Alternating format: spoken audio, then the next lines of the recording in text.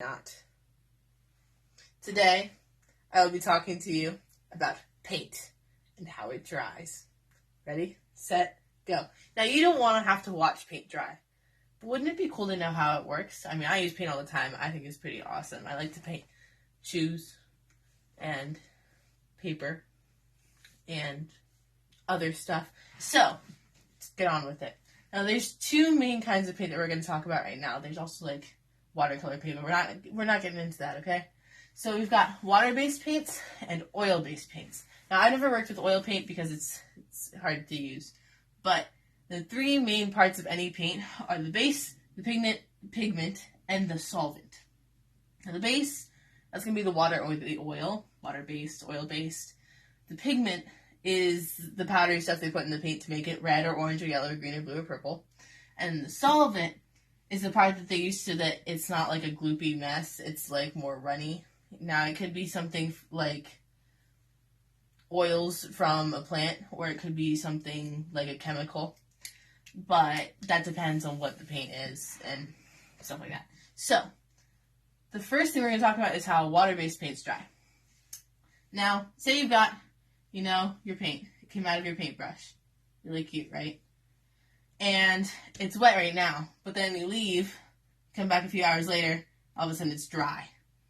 Well, if this is a water-based paint, what's happened is that your paint had water in it, H2O, and then the water evaporated out of your paint. And now it's hard.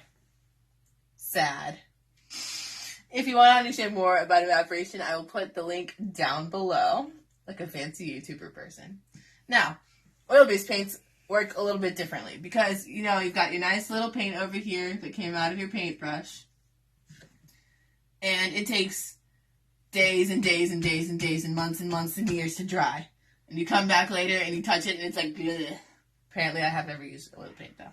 So, what happens with oil-based paints is that oil doesn't, evaporate. Doesn't do that, except for, it does in very, very small amounts, but they only talk about that because of oil spills in the ocean, and then it's, 0.02%.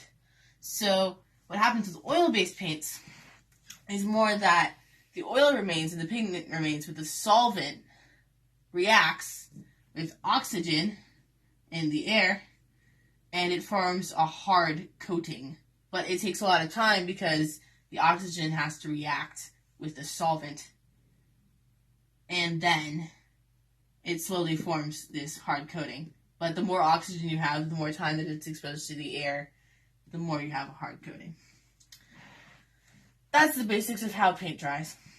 But then another question that I had after that was, well, sometimes when you put on too much paint, stuff cracks, and you don't really want that. But why would that happen? The reason that paint cracks is that sometimes you've got your nice paint and you put it on and you wait for a little while. But then you come back and you put on more paint because you need it to be thicker because you can still see the stuff on the bottom. This is, a gorgeous drawing, right? But what happens when paint cracks is that you put on the top layer of paint, and because it's reacting with the air and whatnot, and it can evaporate if it's water-based, and it can, harden if it's oil-based. Sometimes the paint that's underneath is still a little bit wet. So what happens is that the stuff on top dries and the stuff below is wet. But as the stuff below begins to dry, it starts pulling on this upper layer, and then it forms cracks because it pulls it apart. Have any questions? Any questions? Put them down below. Subscribe, like, dislike, artists, chemistry students, Mrs. Reiko. I hope you enjoyed this.